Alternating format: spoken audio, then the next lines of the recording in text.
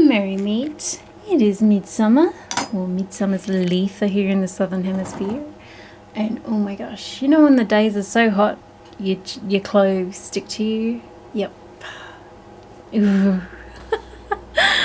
And you change your clothes many times a day? Yep.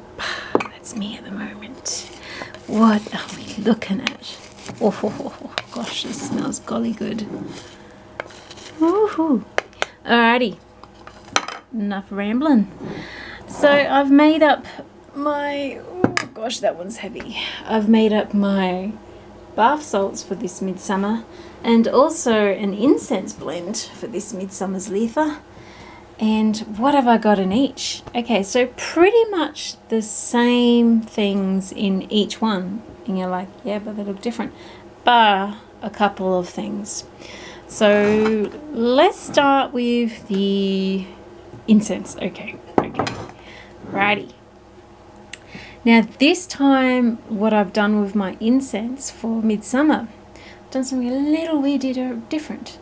I often will crush oak leaves and have them in incense and bath blends. However, this time I did do that, but I also, if you have a look in here, what have we got? We've got chips, oak chips, so chips of oak wood. And that is just like, whoo, that's a brilliant burn, it really is. And yeah, the lighting in here is pretty crappy, but can you see the little flecks of green of the oak leaf there? This just smells so yummy. The flecks of the oak leaf with the chips of the oak wood just looks like the midsummer woods, doesn't it?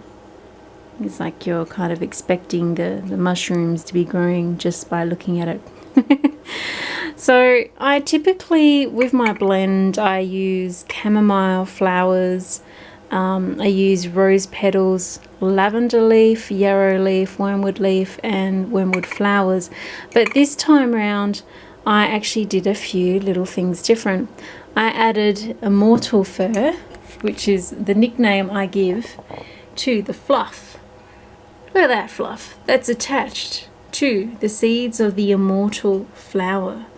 And I can't think of anything more fitting than an immortality botanical added to midsummer and Lou, because of that time of what it means for us Europeans, native Europeans.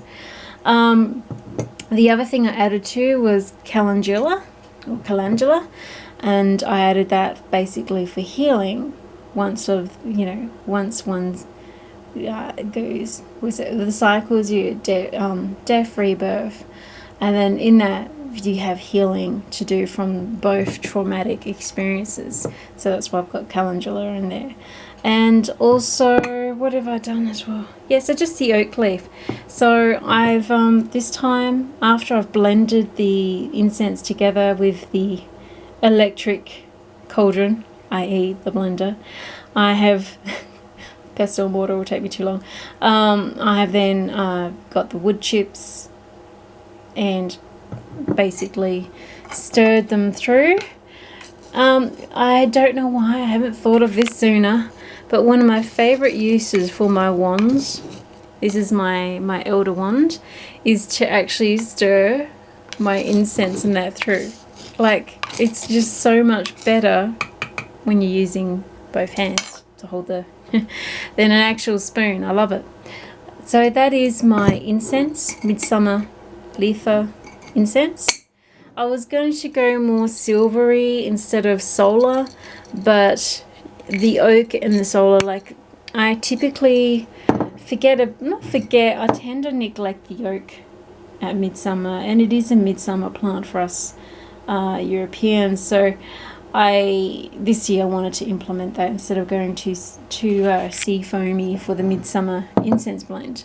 So that brings me to the next one, which is the bath salts, and I'll do a separate recording to that so I can attach it accordingly to the files. Blessed be and merry part.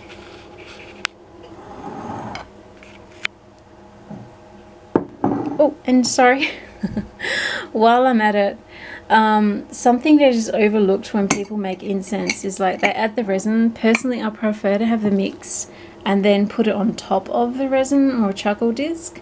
But the plant in its wood form in chips like this makes for a really good burning incense that you don't even really have to stoke. So yeah, thought I'd just get that. Oh god, that looks good. I can't wait to burn it tonight. Not all of it, of course, but you know what I mean. Blessed be and merry part.